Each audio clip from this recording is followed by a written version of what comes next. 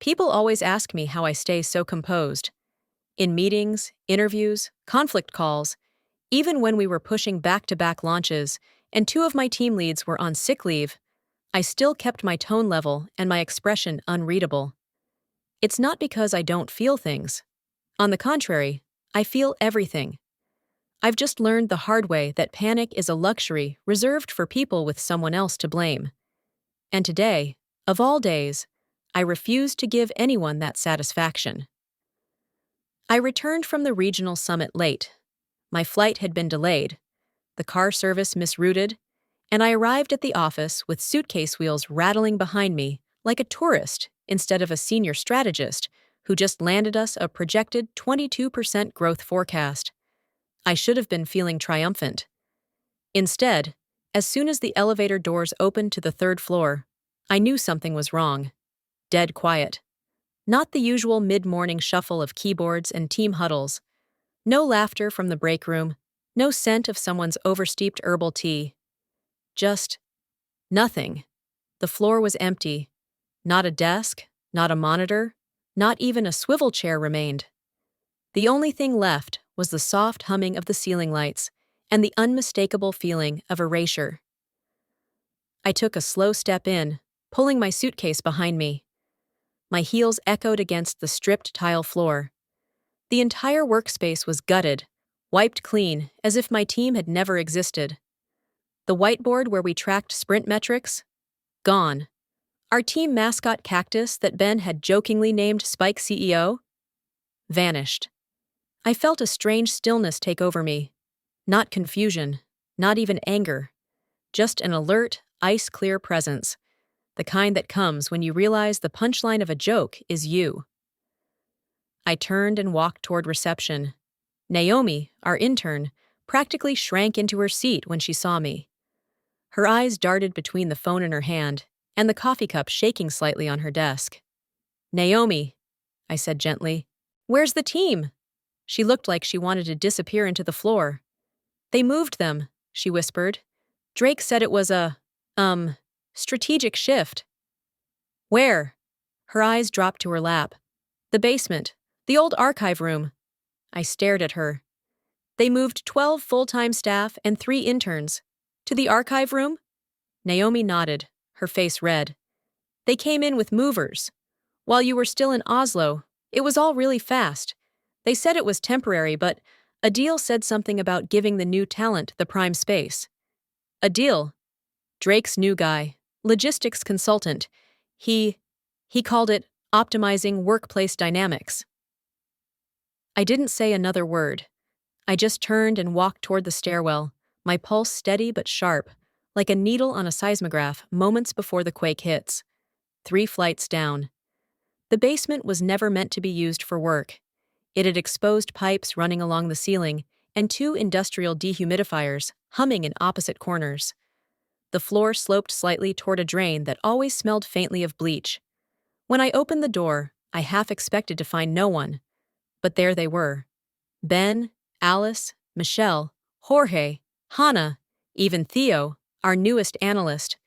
They were all huddled around makeshift desks, cardboard boxes doubling as supply shelves. Alice had her laptop on a folding table beneath a leak-stained ceiling tile, while Michelle was pinning a flowchart to a concrete wall with blue painter's tape. The scene looked like a startup that had been exiled to a post-apocalyptic shelter. They looked up when I entered. "Jetta," Michelle breathed, standing up. Ben pushed back from his seat. "You're back." "I'm back," I said, setting my suitcase down. I scanned the room. The air smelled faintly of mildew, and someone had scrawled, "Do not touch, backup router," on a stack of old wires in permanent marker. The insult of it all didn't need to be spoken. It was in the ceiling pipes, in the flickering lights, in the way Theo was balancing his monitor on 2 stacked binders. "What happened?" I asked quietly. Ben didn't hold back. "Drake showed up yesterday, with a deal. Gave us 30 minutes to move out. Said the floor was being repurposed for high-impact hires. Adil made this little speech about synergizing space allocation to reflect forward momentum. Total nonsense." "And they didn't notify me?" I asked, although the answer was obvious. They said you were unreachable. Drake said, "We'll brief her when she gets back," like you were a contractor or something. Alice added. Her voice shook slightly. Then they joked that we'd get used to the cozy bunker vibes. I took a deep breath. This wasn't just a change in workspace. It was a message, a very loud, very public declaration that our value was negotiable and replaceable. Michelle's voice cracked. "We've worked so hard, Jetta. All those nights. The summit data. It doesn't matter to them." "They're trying to break us," Theo muttered. "No," I said simply. "They're trying to provoke us." Everyone turned to look at me.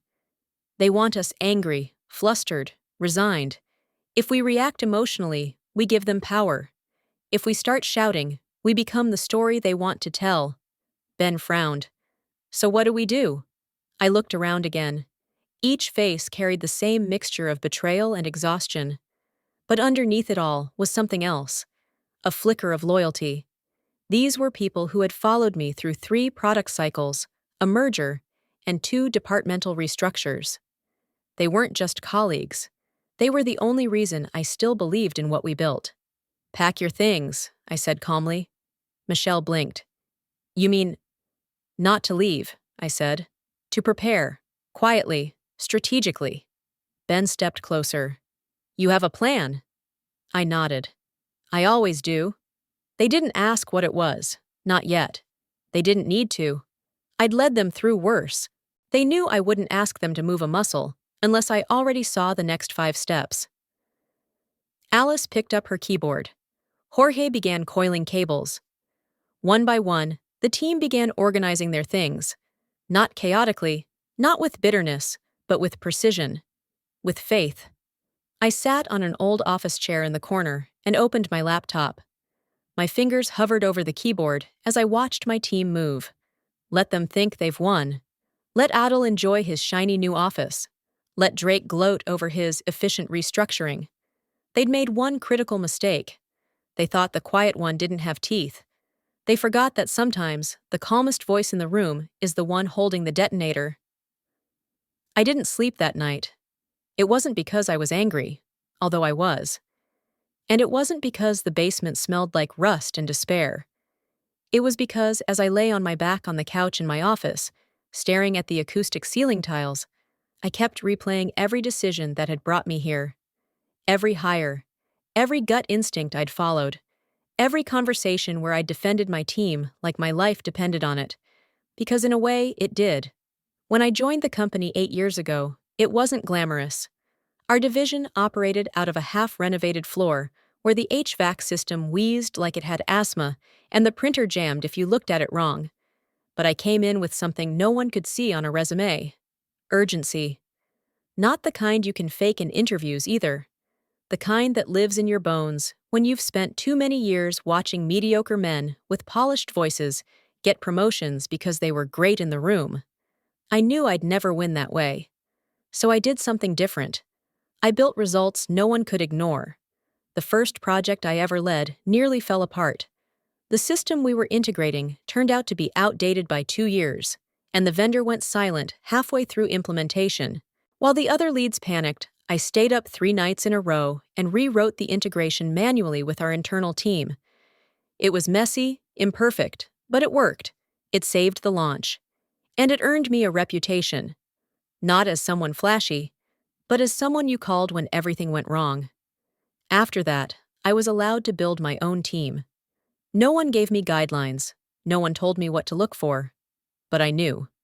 I didn't want rock stars or ninjas or any of those buzzword chameleons that looked good on paper but crumbled under pressure. I wanted quiet strength, people who didn't need to dominate the room because they were too busy making the room function. Ben was the first. I hired him after a 30-minute phone interview where he said something that stuck with me. The best systems are the ones no one notices because they never break. I knew then, he got it.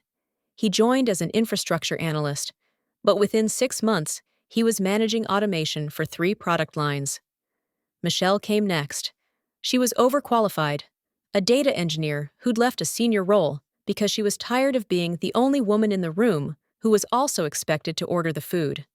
Her brain was like a spider web, every node connected, every pattern clear to her before anyone else could even see the shape. She never asked for credit, but she deserved more than she ever got. Alice had applied as a junior, nervous as anything, but her portfolio was clean, lean, and utterly precise. I hired her on instinct. In her first week, she caught an error in a vendor contract that would have cost us $120,000 in SLA penalties. She never mentioned it to anyone but me. "I didn't want to make a big deal," she said. I made sure her name was on the executive report anyway. Jorge, Theo, Hannah. Each one had a story. Each one had scars. And each one knew how to work without needing applause. Together, we tackled crisis after crisis, always behind the scenes, always delivering.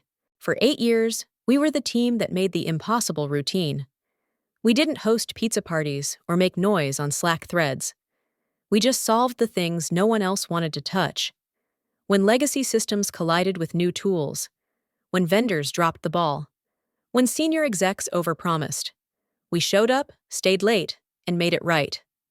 Not once did we miss a delivery milestone, and yet, no one from the board could tell you our names, which, for the most part, was fine with me. I never cared about recognition, but what I couldn't tolerate was erasure, and that's what Drake brought with him. He arrived 6 months ago, all sharp suits and silicon smirks. The kind of man who introduced himself with the phrase, "I'm here to scale vision," and believed that made him profound. He didn't ask about our history. He didn't review our case studies. He skimmed one internal report and decided we were functionally sound but culturally inert. Whatever that meant. I watched him in those first few weeks, not saying much, just observing. He spoke often in metaphors, comparing departments to organisms or engine parts. But when it came to actual substance, he stayed vague. He praised metrics without understanding the architecture behind them. And most telling of all, he was obsessed with fresh energy. That's when I knew something was coming. He started hosting informal alignment sessions, but only invited new hires or external consultants.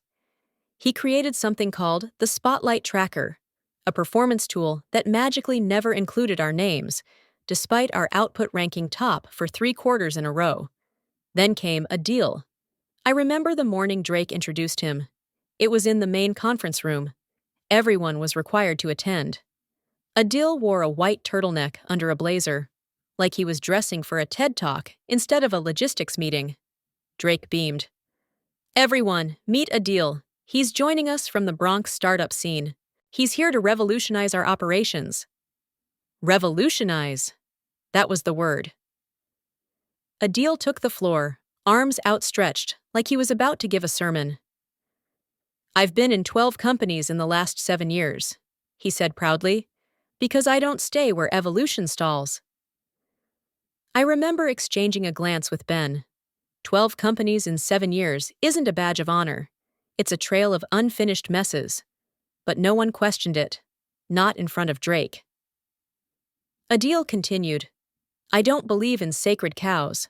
I believe in turning legacy systems into learning systems. Sometimes that means disruption, but disruption is how progress is born."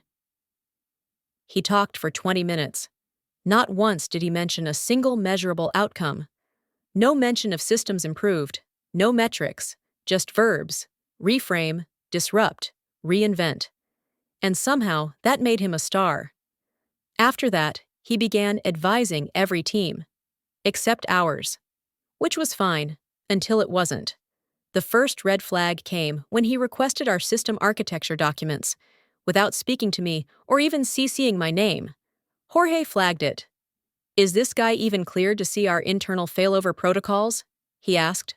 I told him not to send anything. "Let him come to me directly," I said. He never did. Then the second red flag, a new internal survey asking which teams were resistant to evolution. Our names appeared under the Needs Cultural Refresh category. And then, of course, the move. The moment I saw the basement, I knew. This wasn't just about space. It was exile. A calculated demotion dressed up as a logistical realignment. A deal's revolution had begun, and Drake had chosen his martyr. But what they didn't realize, what men like them always forget, is that people like me don't fight fire with fire. We fight with facts, with loyalty, with leverage they never saw coming. They moved my team like we were pawns, like we didn't have history, like we hadn't already survived 5 rounds of corporate turnover, 3 CEOs, and a major acquisition. But they miscalculated. Because what a deal doesn't know, and what Drake clearly forgot, is that I don't lead for the title.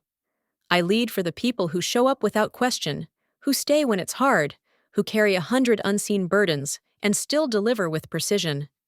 And if they thought moving us to a basement would break us, they had no idea who they were dealing with. 2 weeks in the basement was all it took to see what they really thought of us. It started with the cold, biting, metallic, the kind that crept in through vents that hadn't been sealed since the building was renovated 20 years ago. I watched Michelle work in fingerless gloves she brought from home. Theo started carrying a thermal mug like it was armor. We submitted 3 maintenance requests. None were acknowledged. Then came the heat. A week later, the thermostat jumped. We guessed 82 degrees, maybe more. Someone had rerouted ventilation for a construction crew upstairs, and the basement got the exhaust. Alice fainted during a late-night crunch. Ben gave up and brought in a desk fan that buzzed so loud we had to shout to hear each other over it. Then the leak started, water dripping near our only working power strip. We taped signs around it. "Do not step." No one came to fix it. We called again. Nothing. On the 3rd day, Jorge borrowed buckets from janitorial storage. It wasn't just uncomfortable, it was humiliating. Still, no one quit. That was the part Drake didn't understand. He thought discomfort would breed discontent, and discontent would scatter us. But what he'd created instead was something far stronger: resolve. Through all of it, I didn't raise my voice once. I didn't file a complaint. I didn't send a memo. What I did do was give my team instructions they didn't understand. Yet. "I want everything documented," I told them one morning, setting down a thick folder beside Michelle's makeshift desk. "Each task, each line of code, each project. Create instructions like you're preparing to hand them off." Ben looked up. "Hand them off to who?" "Doesn't matter," I said calmly. "Just document everything. Version history, dependencies, current and past state." They were confused, of course. Michelle raised her hand like we were in class. "You're not planning to replace us, are you?" "No," I said, softer this time. "I'm planning to make sure no one can." They didn't push me for more. We'd worked together too long for that. But I could feel the tension growing, not at me, at the situation. They were waiting for a sign, a signal that this wouldn't be permanent. That came unexpectedly, on a Wednesday afternoon, via an email marked High Importance. From Office of the CEO. Subject: Invitation to Present. Board Quarterly Review. To Jetta Lynn. It was short, 3 lines. The board wanted a departmental overview from logistics. The CEO wanted a personal presentation. Friday morning, 10 a.m., Conference Room A. I read it twice before saying anything. Then I looked at my team. "Everyone," I said, "we've been invited to the board presentation." There was a beat of stunned silence. Then Alice let out a tiny gasp. "Wait, you mean the board?" Ben asked, blinking. "The board," I confirmed. Theo looked like he'd just been told he was going to the moon. "Us? After all this?" I nodded. "We're still outperforming every department in operations. They can't ignore the data. It's just taken them a while to remember who delivers it." Michelle leaned forward. "Do we prepare slides? A report?" "Yes, full brief. But this time, we tell the story from the inside out. Not just stats. Impact. I'll be presenting, but I want your fingerprints on every slide." The room, cold, loud, half-lit, warmed slightly. It was the first moment of hope we'd had in 14 days. Not just hope, but recognition. Maybe, just maybe, someone up there saw what we were doing down here. We worked late Thursday night, compiling, designing, cleaning up graphs, adding names to timelines. I didn't care about looking sleek. I cared about showing the cost of being good at your job and being invisible for it. At 8:47 a.m. Friday morning, I walked into the building in full presentation mode. Clean blazer, neutral heels, my team's work in my bag, and the numbers memorized like poetry. At 9:03 a.m., I reached the top floor. At 9:04 a.m., Drake was waiting outside the boardroom door. He smiled at me, tight, superficial. "Jetta," he said, "thanks for coming up." I nodded. "You got the memo?" "I did," he said, "but there's been a change." My stomach didn't drop. My face didn't shift. I'd known something like this might happen. Drake straightened his tie. "The board asked for a logistics overview, but when I reviewed the deck you submitted, I realized it lacked an executive framing. So I'll be taking the presentation from here." I held his gaze. "I was specifically invited by name." He smiled again, this time with pity. "Sure, and you've been an excellent interim voice for the team, but the board doesn't need deep dives. They need vision." I didn't argue. Instead, I stepped aside. I watched him take my folder, tuck it under his arm like it was his to carry, and step into the room where my team's work would be spoken over by someone who didn't understand a fraction of it. And I let him.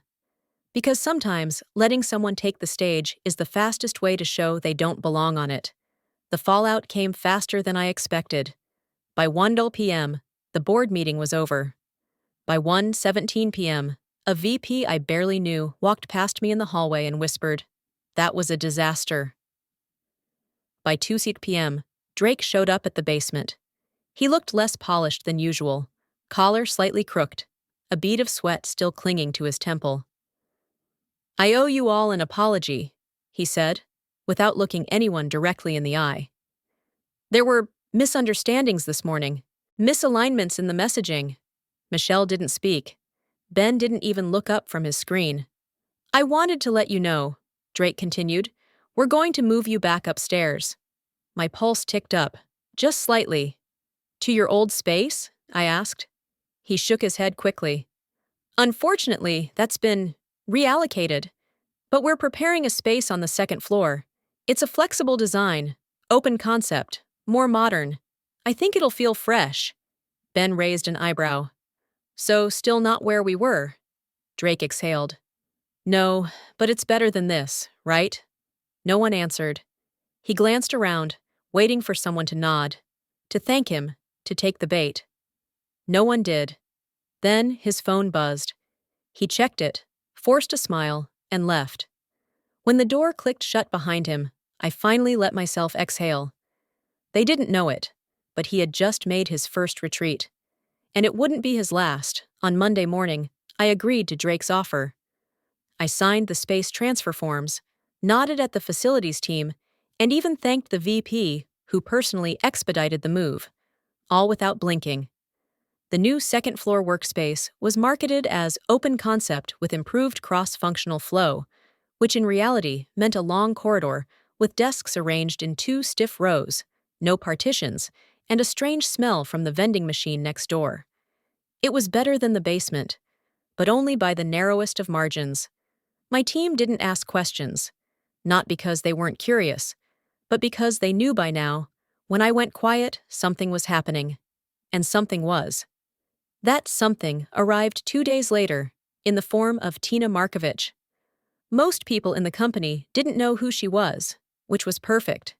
Because before she was a strategic consultant, Drake's words, not mine, Tina was the person who taught me everything I knew about operational integrity. She and I had worked together during my second year at the company, before she left for a role abroad. Tina was the kind of woman who could pick apart a proposal with one eyebrow raise and a pencil stroke. I trusted her more than I trusted anyone in our building, more than I trusted the executives, which is why I'd reached out 3 weeks ago. When Drake had started his little revolution and a deal became the face of it, I knew I'd need someone with both credentials and courage, someone who didn't owe anyone here anything. Tina had returned to the country recently, and when I explained what was happening, she agreed to take a temporary advisory role in our firm under a consultant title. She showed up that Wednesday morning, all calm efficiency and neutral tones, with a leather notebook and eyes that missed nothing. Drake, of course, had no idea I had brought her in. He welcomed her like a politician shaking hands during election season. "This is Tina," he told the client delegation in the conference room. "She's going to be working alongside our newest talent to support the Bronx expansion vision." Adil stood behind him, smug, arms crossed. He was preparing for his big reveal, a pitch he'd been crafting for 2 weeks to showcase his supposed prior work-scaling operations in 3 companies in New York. I stayed quiet in the back, arms folded, eyes watching everything. Drake introduced the clients, opened the floor, and gave Adil the stage. Adil launched into his pitch like he'd been waiting his whole life. "When I led strategy at Cargo Crest," he began, "we doubled throughput in 7 months. When I moved to Deltaport, I restructured their route efficiency model entirely. My methods are based on movement logic and high-volume pressure testing. Buzzwords, slippery numbers, no metrics." And then, Tina moved. She cleared her throat just once. Calm. Controlled. "Sorry," she said politely. "Just to clarify, which year were you at Cargo Crest?" Adil blinked. 2017. Tina tilted her head. "Because I was embedded with Cargo Crest that entire year, overseeing both logistics and audit control. Your name wasn't on any internal logs, project rosters, or contractor lists." The room shifted. The air stiffened. Drake stepped in. "Tina, I'm sure there's a—" But Tina wasn't done. "And Deltaport?" she asked, flipping open her notebook. "You said you restructured their routing model?" Adil hesitated. "That's right. Because their route system is proprietary, built in-house by a 5-person team. I reviewed the code myself. No external consultants were involved during your stated time frame." Silence. The clients, once nodding politely, now looked at each other. Drake was pale. Adil opened his mouth, closed it. "There must be a mix-up." "No mix-up," Tina said gently. "Just a correction." She stepped back, and I stepped forward. "Thank you, Tina," I said, "and thank you all for coming." Drake looked at me sharply. "Jetta, I just have a quick update for the clients," I said, "about our team." Everyone turned. "As of today," I announced, "my team will no longer be reporting through Drake's department. We've accepted an offer to join a new initiative under Tina's direct supervision, with better facilities, independent scope, and revised compensation." Michelle stood up behind me. "Effective immediately." Ben followed, then Jorge, then Alice. One by one, my entire team rose from their chairs and walked to my side. The clients watched, fascinated. Drake's voice rose. "You can't just restructure like this. You're under my reporting line." "No," I said, "we're not." I reached into my folder and placed a signed agreement on the table. Per the company charter, strategic consultants may form project-based teams for initiative-led work if endorsed by the executive office. "This," I said, tapping the top page, "has already been signed by the CEO." Tina smiled faintly. "And reviewed by legal." Adil looked like he wanted the ground to open up. Drake took a step toward me, voice shaking. "You've gone around me." "No," I said. "I've followed protocol. You ignored our experience. You ignored our performance. You moved us into a basement. This team held the foundation of your logistics department for 8 years, and you tried to replace them with a resume full of air." He said nothing. So I added, "You underestimated the wrong people." Then we turned and left. No yelling, no drama. Just 15 feet and a door. Outside the conference room, my team was buzzing. Not loudly, they never were, but with energy. With freedom. With the satisfaction of not just walking away from something broken, but walking toward something better. "Did you see his face?" Theo whispered. "When Tina said Deltaport?" Ben grinned. "I wanted to frame that moment." Michelle nudged me. "What happens now?" "Now," I said. We build our own structure. And what if Drake tries to retaliate? Alice asked. He already lost the moment he brought us downstairs, I said. Now he'll just be reacting, and we'll be too far ahead for him to catch up. We met in the basement one last time.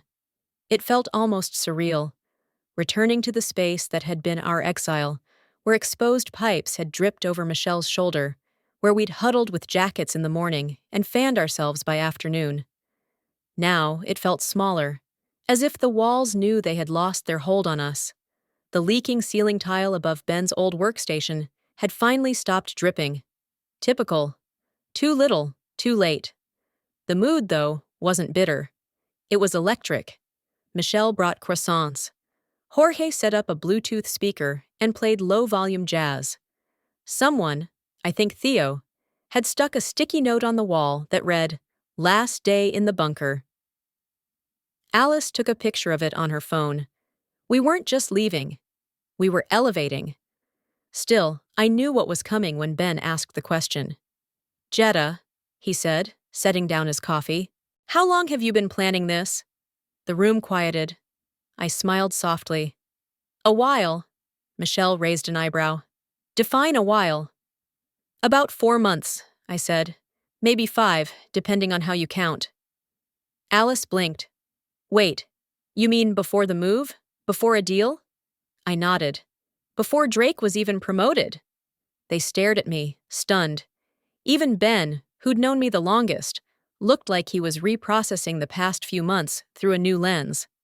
"I didn't know what shape it would take," I continued, "but I knew change was coming. Our numbers were too consistent, our performance too quiet. People like Drake don't promote stability, they replace it, and I wasn't going to wait to be caught unprepared." Jorge leaned forward. "But the documentation, the instructions, the versioning, you had us doing that even before Oslo." "That was your insurance," I said. "Not just for me, for all of us. If something happened to me, or the department, or the company itself, I didn't want your work to vanish. I didn't want any of you to be unprotected." Theo frowned. "But you didn't even know Tina would be back." "No," I agreed, "but I knew I'd need someone, so I started reaching out. Quietly. Old colleagues. People I trusted. I took calls during lunch, met people on weekends. Some were dead ends. But when Tina landed back in the country and I heard she hadn't signed with anyone yet, I knew I had a shot." Michelle shook her head, amazed. "You planned all of this while working full-time." "While being moved into the basement?" Alice added. "While watching Drake parade around with his fictional genius," Ben said, smirking. "I couldn't stop what they were doing," I said, "but I could make sure it didn't define us." The room fell silent for a few seconds. Not out of shock anymore, but reverence. That kind of loyalty doesn't come from grand speeches or team-building retreats. It comes from doing the hard thing, quietly, over and over, when no one's watching. "Jetta," Michelle said gently, "why didn't you tell us earlier?" "Because hope is fragile," I said, "and timing matters. If I'd told you too soon, and it didn't work out, I couldn't risk that. I needed leverage, a fully documented archive, a signed consulting agreement, the board's attention, and Tina. Once I had those things, I could act, not before." Ben nodded slowly. "So this wasn't just escape?" "No," I said firmly. "It was exit strategy and insurance." "Insurance against what?" Alice asked. "Against collapse," I said. "Against retaliation. Against being replaced quietly one team member at a time. You think it starts with a desk move? No. It starts with a realignment. Then one person is let go because they weren't adapting. Another quits because the environment turns hostile. And suddenly, the team doesn't exist anymore. Only the legend of its inefficiency remains." Theo's face darkened. "That's exactly what would have happened." "I know," I said. "That's why we leave on our terms.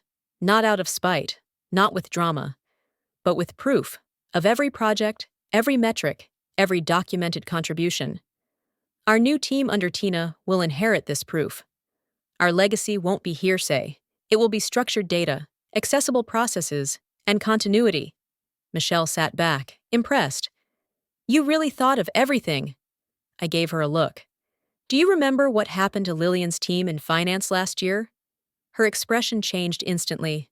They were absorbed. They were erased, I corrected, and no one remembers it now. Jorge rubbed his chin. So what's our play now? Pack up and disappear? No, I said. We stay professional. We wrap up current tasks. We document handoffs. We prepare our final reports. When we move, we leave no holes. Ben grinned. Even now, you want to be the cleanest exit they've ever seen. It's not just reputation, I said. It's strategy. People forget the exits that make noise, but they remember the ones that run like clockwork, because they expose the chaos that remains. Alice smiled. You're a genius. No, I said, standing. I'm just someone who got tired of watching smart people be taken for granted. The rest of the day passed in a blur of lists and timelines. Every team member prepared their transition outline. We assigned final responsibilities, structured folders, exported logs. No one grumbled. No one hesitated. It was like watching people clean out a home they'd built themselves, not with sadness, but pride. And underneath it all, joy. Real, radiant joy. I forgot what this feels like, Michelle admitted to me later as she zipped her laptop case. Planning something because we want to, not because we're told to. That's what we're taking with us, I said. Not just the skills, the right to use them with purpose. That night, we locked the basement door one final time, and for the first time in weeks, I let myself smile without restraint. It arrived like every other shallow gesture from leadership, 2 weeks too late and packaged in the language of generosity. An email from HR. Subject line, retention adjustment and office restoration opportunity. Inside, the message was brief and formal. Dear Jetta, after an internal review of departmental performance and workspace evaluations, we are pleased to offer you and your team a 15% salary adjustment and relocation to a newly renovated workspace on the 3rd floor, effective immediately. This decision reflects the company's ongoing commitment to talent recognition. Please reply by end of day to confirm your team's return. No apology. No acknowledgement of the 2 months in the basement. No mention of Adil, the collapse of Drake's presentation, or the fact that my team had already signed contracts under Tina's wing. Just a blanket offer and a silent expectation that I would leap at it. Ben read over my shoulder. 15%. Not bad. Not enough, Michelle said, arms crossed. It's not about the number, I murmured. Theo leaned in. They think we're just waiting for permission to go back. I told you, Alice said. They're trying to put the pieces back together without admitting they broke anything. I sat back in my chair and looked around at the faces I'd grown used to seeing in this new space. Our new space. Bright lighting, stable air conditioning, real desks.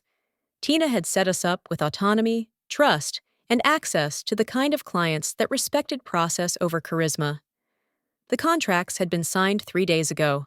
My team was officially under the pilot initiative led by Tina's consultancy. Any change now would mean breach notifications, delays, and retractions. But more importantly, it would mean going back. That afternoon, I wrote a concise reply to HR. Thank you for your offer. Unfortunately, we've already signed with another initiative and have begun onboarding into that structure. We are not in a position to return to the previous department. Wishing you the best in your continued evaluation of internal performance and workspace needs. I clicked send. An hour later, my phone buzzed. Private number. I answered out of instinct, and the voice on the other end surprised me. Jetta, the CEO said, calm, direct. Do you have time for a quick conversation? I stood slowly, gesturing for Michelle to hold my calls. Of course. I'd like to meet, in person, tomorrow morning. My office, 8:30 sharp? Yes, I said, already knowing this wouldn't be a casual check-in. Good, he said. I'll see you then. He hung up. My phone felt heavier than usual as I placed it back on my desk. That night, I didn't sleep much. Not because I was nervous, I'd spoken with him before, in board updates and briefings, but because I knew something deeper was happening. This wasn't about performance metrics or workspace confusion. It was politics. At 8:25 a.m., the next day, I was outside his office door. He opened it himself. No assistant, no fanfare. Just a cup of black coffee in one hand and a file tucked under his arm. "Come in," he said, motioning to a chair across from his desk. The office was minimal, not grand. Sleek furniture, large windows, quiet. He sat down, folded his hands, and looked at me like he already knew what he wanted, and was waiting to see if I'd reach the same conclusion. "I read the contracts," he said. "With Tina." I didn't answer. "You moved fast, quietly, but not without structure." Still, I said nothing. I didn't come to explain myself. He knew what I'd done. That wasn't why I was here. He smiled faintly. "You have options now, that's clear." Finally, I nodded. "Yes." He leaned forward. "Here's mine." He slid a thin folder across the desk. Inside, a proposed organizational chart, budget outlines, reporting structures. At the top of the page, Director, Strategic Systems Department, new proposal.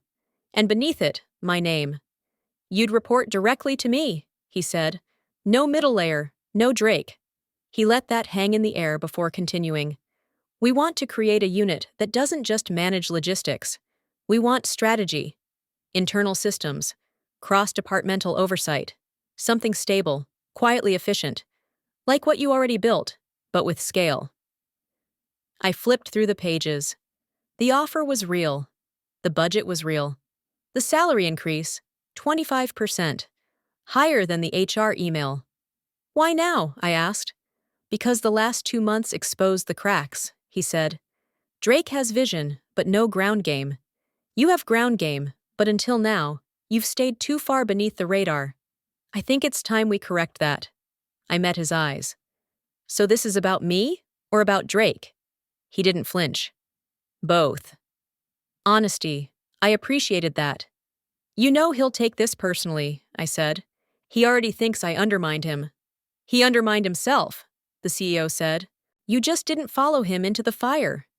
I closed the folder and set it down. "I'm not saying no," I said. "But I want to be clear. If I accept this, it's not about revenge. It's not about proving a point. It's about building something real. Without politics, without sabotage." "That's what I want," he said.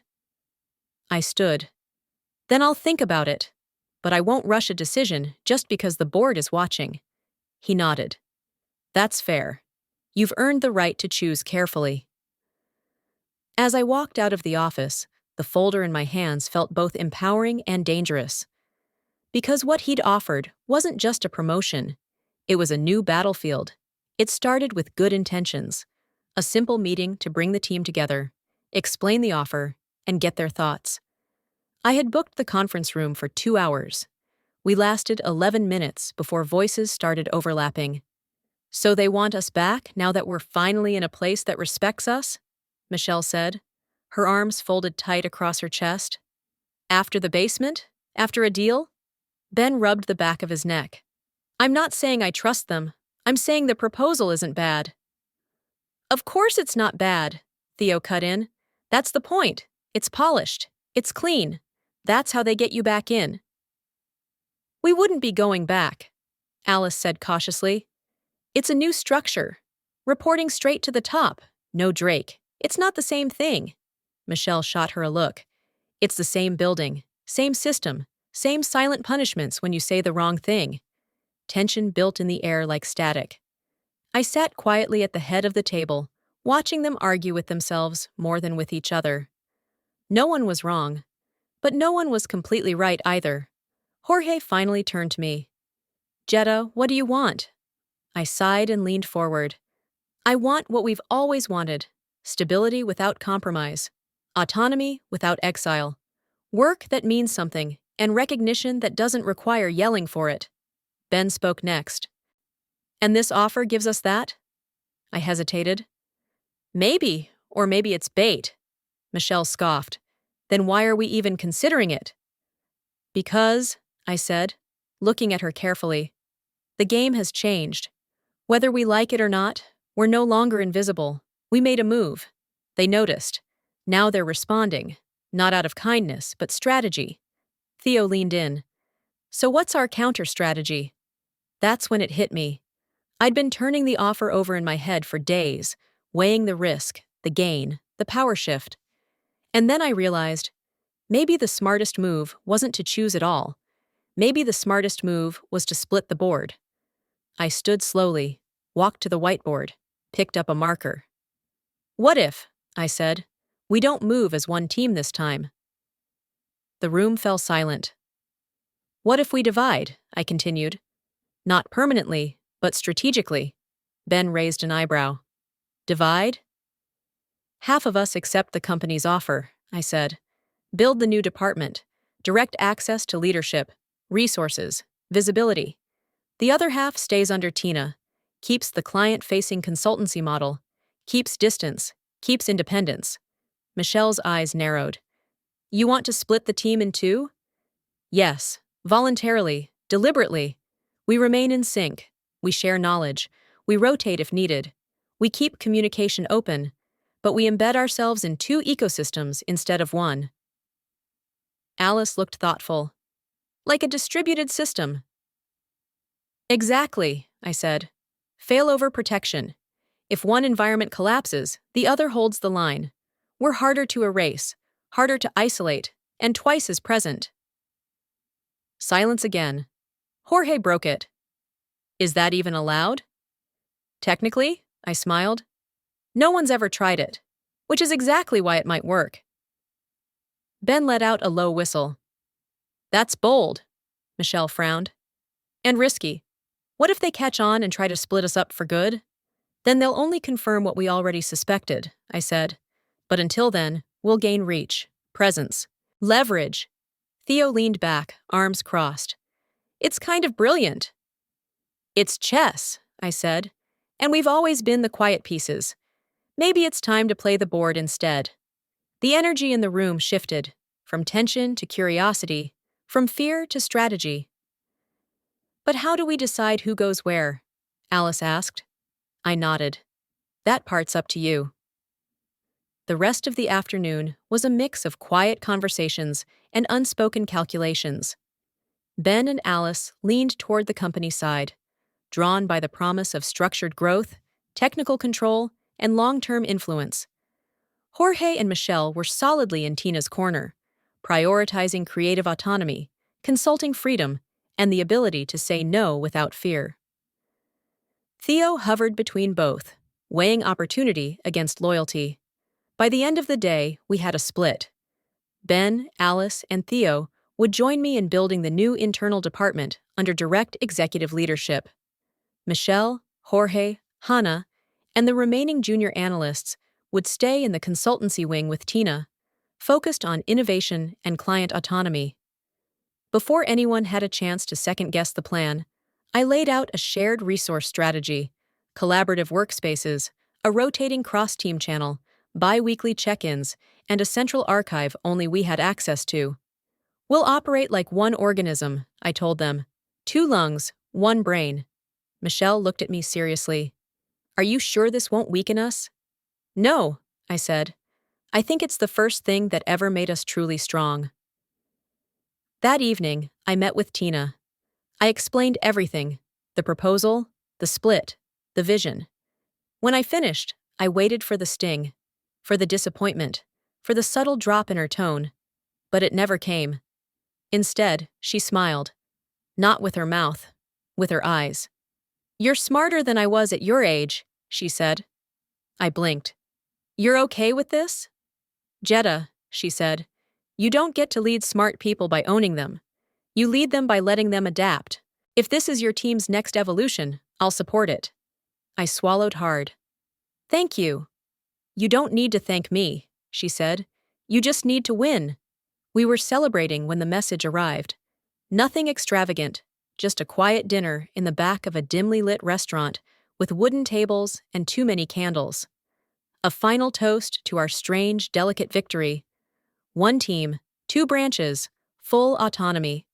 The room buzzed with low laughter and clinking glasses, a rare moment where the future didn't feel like a tightrope but a new page. Ben raised a glass. To dual systems, Alice added, and to the only leader who can make a corporate chess game feel like a family strategy session. I smiled, feeling the warmth of it. Not just the wine, but the bond. We had done the impossible. We had navigated sabotage, exile, deception, and emerged not just intact, but restructured on our own terms. Then my phone buzzed. No name, no contact, just a message. Council meeting postponed 24 hours. Drake will present updated logistics strategy with Bronx. I stared at the screen for a full 10 seconds before my expression changed. Michelle, seated beside me, noticed first. What is it? I turned the screen toward her. She read it, then looked up sharply. That wasn't supposed to happen. No, I said. It wasn't. Ben leaned over. Drake? Again? I thought the board was finished with him. So did I said. Theo scowled. What's Bronx even still doing here? That was the question that cracked it open. I had assumed, perhaps naively, that exposure was enough. That Tina's cool dissection of Adil's resume had been the final blow. But people like Drake didn't vanish when exposed. They burrowed deeper, waited for the moment people stopped paying attention, and then slipped back into the spotlight. The board was tired. Corporate attention spans were short. All Drake needed was a clean deck, a bit of distraction, and the right whisper in the right ears. I stood, calm but urgent. We need to leave, now. Alice blinked. What? But we just… No time, I said. We've got 12 hours. To do what? Jorge asked. To finish what we started. Back in our workspace, the lights buzzed dimly overhead.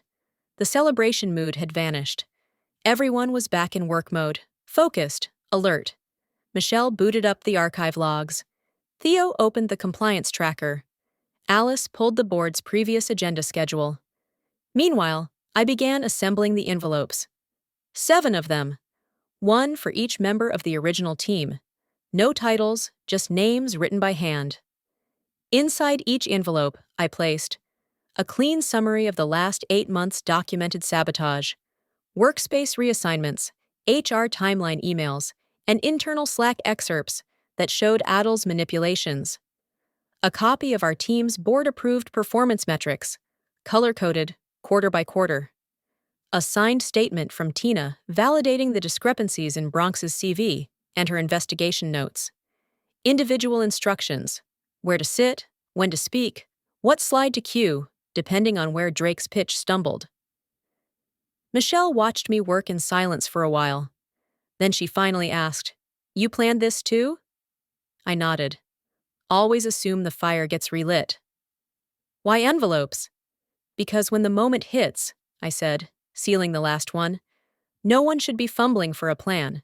They should already be holding it. The next morning, the building was colder than usual.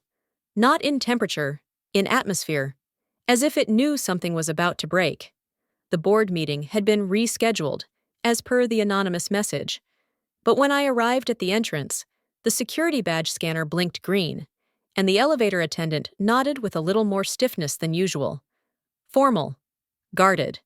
When we reached the top floor, I saw him, Drake, standing outside the boardroom in another tailored suit, hair perfect, smile rehearsed. And next to him, Adil. Back again somehow. Clean-shaven, sleeves rolled, eyes gleaming with manufactured confidence. He saw me and smiled like we were peers. Drake nodded. Jetta. I returned the nod. Drake. You got the invite? I raised an eyebrow. Your invite? No, the director's. Drake smiled wider. Well, let's put on a good show. Inside, the board members were already seated.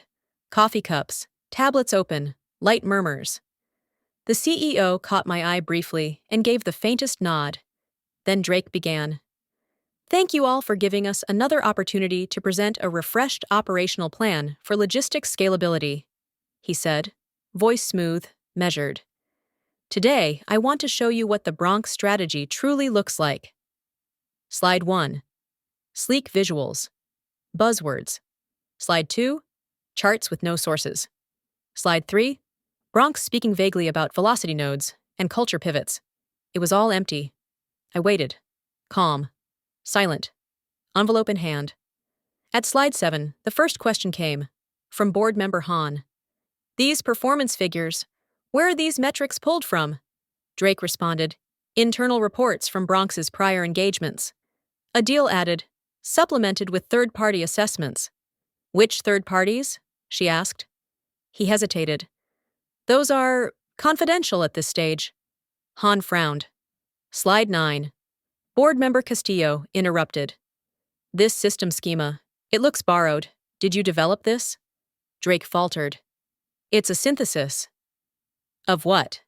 Adil smiled, but smaller now. Of various industry standard models, tailored for us. Castillo leaned back. Because this schema was used in Deltaport's 2021 failure audit, I recognize it. The room changed. The air turned. And that's when I stood up. Without a word, I began walking around the table, placing envelopes in front of each board member. One by one. No dramatics, just delivery. Drake's face paled. What is this? The CEO didn't say anything. Just opened his envelope. Inside, proof, timeline, fraud, negligence. Board member Han looked up first. You've had this the whole time? Yes, I said. But I wanted you to see it for yourselves, without interference, without redirection. Adil stammered. This is out of context. Board member Castillo snapped. Your resume is the context. Drake turned to me, voice tight. You ambushed this meeting. No, I said, calm. I brought it back to reality. The board was silent, sorting through papers, flipping pages. The rhythm of authority shifting hands. Then the CEO spoke, looking at Drake, not unkindly, but finally, clearly. Thank you, Drake. That will be all. Drake didn't move. Adil looked like he wanted to speak, but didn't. The CEO turned to me next.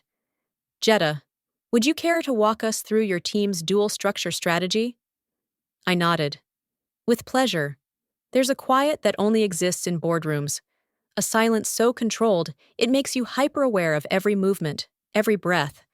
And at that moment, I had the full attention of 10 people who controlled the future of our company.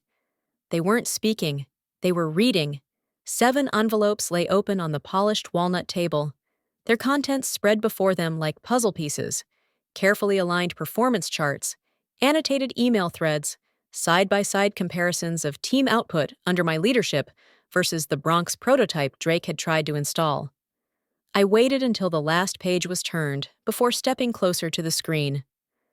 I've divided my presentation into 2 sections, I said calmly, as I clicked to slide 1. First, what the data tells us about the past 8 months. Second, the path forward, built on resilience, not replacements. Drake shifted in his seat across the room, visibly sweating now. Adil, sitting beside him, was uncharacteristically quiet, lips pressed into a thin line. Slide 2 displayed a quarterly performance graph. Our team's metrics: uptime, delivery precision, escalation response, and cross-departmental task closure. Each data point was marked, sourced, and footnoted. Next to it, Bronx's short-term pilot numbers. Here, I said, tapping the screen, is our team's delivery rate over 4 consecutive quarters. 96% average, with a variance of less than 2%. You'll notice consistent output, despite internal disruptions, workspace displacement, and non-standard conditions. A murmur passed down the line of directors. Then I flipped to the next slide. Now, I continued, this is Bronx's implementation at Etherscope, under Adil's leadership.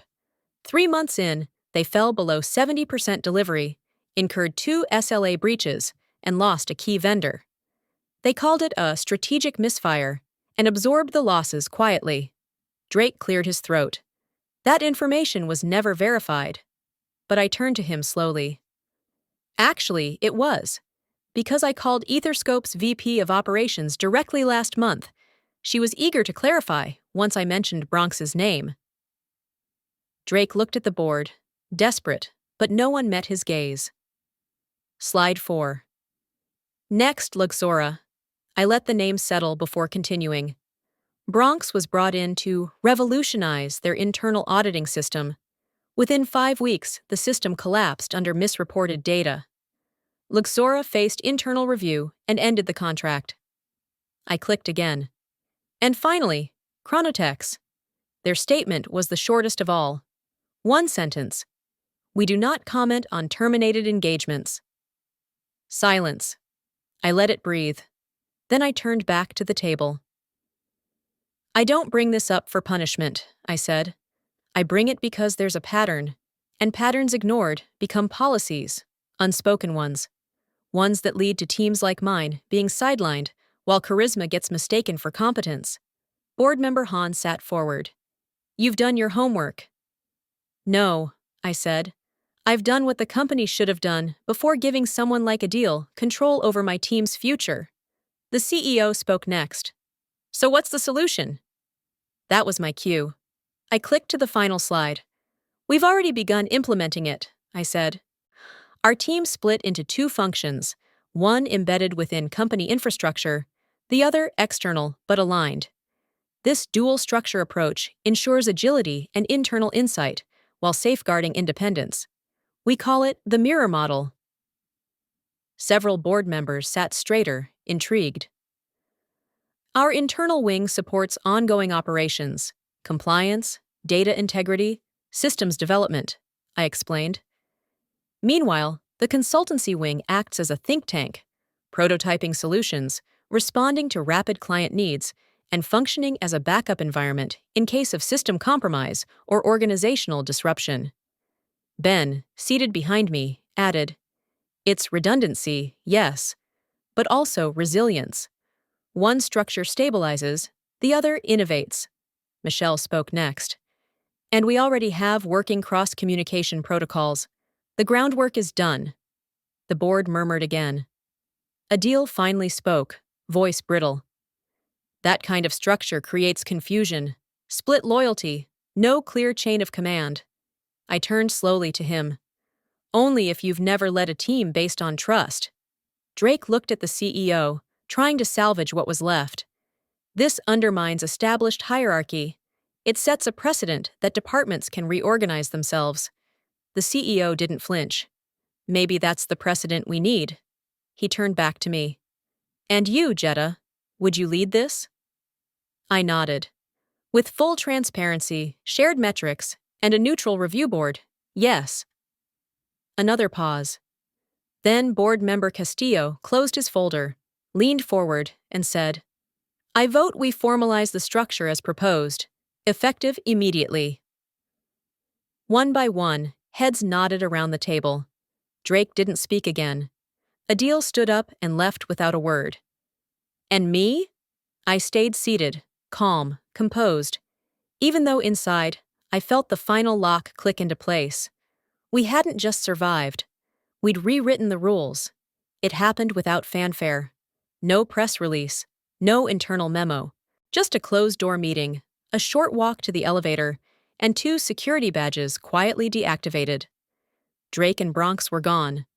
One was released from his position to pursue new opportunities. The other simply chose to move on. The board didn't gloat. The CEO didn't gloat. And neither did I. It wasn't personal. It was overdue. That afternoon, the council signed off on the final version of the mirror model. 2 linked teams, one within the walls, one beyond them, sharing resources, leadership, and results. What started as a desperate survival tactic had become the company's most innovative structural reform in years. And I became the first hybrid director in company history. Director of Strategic Systems, internal and external. Half my time was spent in the building, establishing policies, optimizing logistics, mentoring internal staff. The other half, I was with the shadow team, guiding consultants, interfacing with clients, and keeping the agile side sharp. I no longer needed to choose between visibility and integrity. We'd built a structure where both could exist. 6 months later, something strange happened. Industry eyes turned toward us. It began with a small article, a niche tech journal piece titled, "Two Teams, One Brain: How Logistics Reinvented Itself." Then the numbers followed. Our internal error rate dropped by 34%. Client satisfaction rose. We solved cross-department requests 47% faster than before. And the company's stock, which had barely moved for over a year, jumped 6 points after Q2. We hadn't just proven the model worked, we'd made it valuable. By the end of the quarter, 2 more departments were requesting to replicate the mirror format. A panel at a logistics conference reached out to ask if I'd speak about ethical recovery and adaptive leadership. I declined the speaking gig, but I sent Michelle and Ben instead. They got a standing ovation. One of the most surreal moments came 2 months later, when I was handed a deck during a cross-partnership review.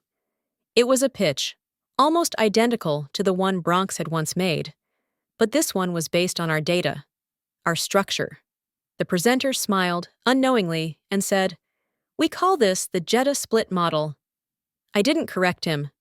I just took a quiet breath and passed the credit to the next slide, which had all 7 of our names at the bottom. And Drake? He resurfaced once, on LinkedIn, a small consultancy in an outer borough, specializing in high-growth scaling solutions. He listed his title as founder and lead vision architect. His profile picture was the same one he used to update on the company site every quarter. No one from our team commented. No one liked the post. We had nothing to prove to him anymore. A deal, or Bronx, as he still liked to call himself, was harder to find. Rumors swirled. He tried pitching his frameworks to a shipping startup, then to an NGO. One of my colleagues saw him at a tech conference, floating from table to table, offering disruption workshops. The irony wasn't lost on any of us. They had tried to brand themselves as the future, and got buried by people who simply kept showing up. We never returned to the basement. It wasn't just sealed off physically, it became a quiet legend. The space people referenced in hushed tones when talking about how things used to be. We never mentioned it in boardrooms. We never pointed fingers. But we remembered. We remembered the drip above Ben's desk, the silence after the meeting Drake hijacked, the days we packed boxes without knowing where we were going, and we remembered the plan that came after it, not to destroy, but to build. We didn't seek revenge in the way stories usually tell it. We didn't sabotage, retaliate, or explode in righteous anger. We made something better. We created a system where people like Drake and Bronx couldn't thrive. Not because we banned them, but because the system no longer rewarded hollow titles and surface charm. It required real work, real proof, real teams. And most importantly, it protected those who had been invisible for too long. People like Michelle, whose financial optimization workflows became templates for 2 other departments. People like Theo, who now taught internal trainings on adaptive systems. People like Alice, who led a resilience research pilot for global partners. And people like me, a woman who used to come in early, fix other people's mistakes quietly, and stay silent in meetings because there were always louder voices in the room. Now I didn't need volume. I had clarity. One morning, 6 months to the day after we moved out of the basement, I came in early. The building was still waking up, light buzzing, floors being polished. I walked through the corridor, past the old break room, the elevators, and stood quietly outside the 3rd floor, where we'd been relocated before our split. The door was open. Inside, new recruits sat at desks where we once sat, bright-eyed and curious. They were learning the ropes of a company we had helped rebuild from the inside out. One of them waved at me, not knowing who I was. I waved back. Then I turned, walked upstairs, and went to work. Not to escape injustice this time, but to make sure it never returned.